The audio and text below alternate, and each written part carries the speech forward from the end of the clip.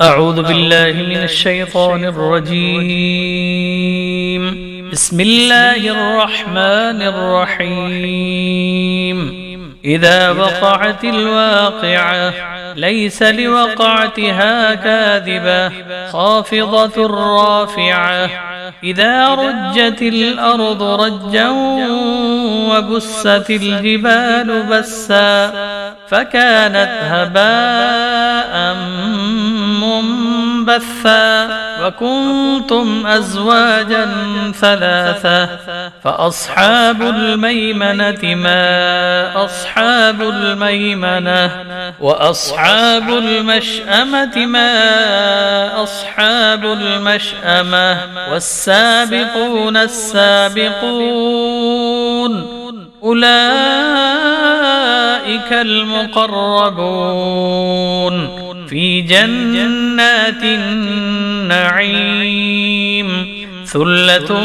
من الأولين وقليل من الآخرين على سرر موضونة متكئين عليها متقابلين يطوف عليهم ولدان مخلدون بأكواب وأباريق وكأس من معين لا يصدعون عنها ولا ينزفون وفاكهة مما يتخيرون ولحم طير مما يشتهون وحور عين كأمثال اللؤلؤ المكنون جزاء بما كانوا يعملون لا يسمعون فيها لغوا ولا تأثيما إلا قيلا سلاما سلاما وأصحاب اليمين ما أصحاب اليمين في سدر مخضود وطلح منضود وظل ممدود وماء مسكوب وفاكهة كثيرة لا مقطوعة ولا ممنوعة وفرش مرفوعة إنا أنشأناهن إنشاء فجعلناهن أبكارا عربا أترابا لأصحاب اليمين ثلة من الأولين وثلة من الآخرين وأصحاب الشمال ما أصحاب الشمال في سموم وحميم وظل من يحموم لا بارد ولا كريم إنهم كانوا قبل ذلك مترفين وكانوا يصرون على الحنث العظيم وكانوا يقولون أئذا متنا وكنا ترابا وعظاما أئنا لمبعوثون أو آباؤنا الأولون قل إن الأولين والآخرين لمجموعون إلى ميقات يوم معلوم ثم إنكم أيها الضالون المكذبون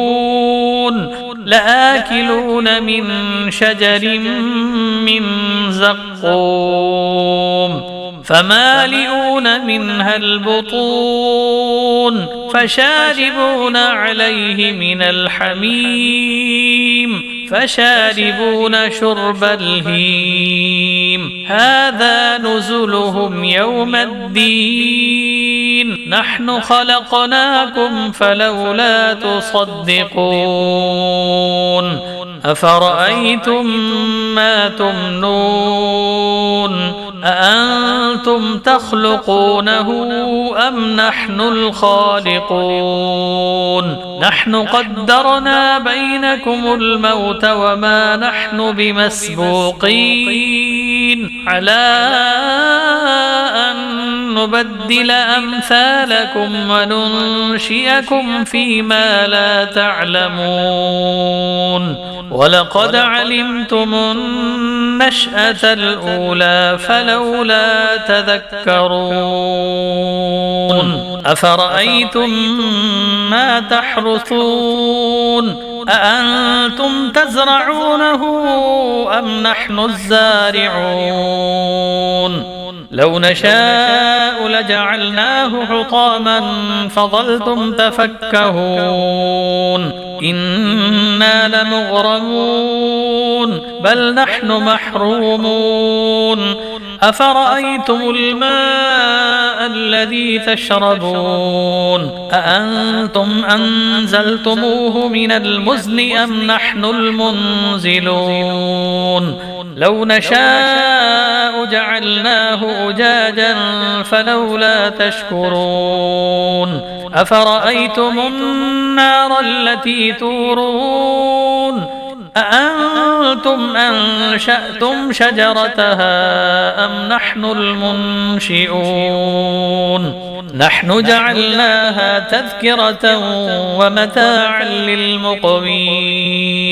فسبح باسم ربك العظيم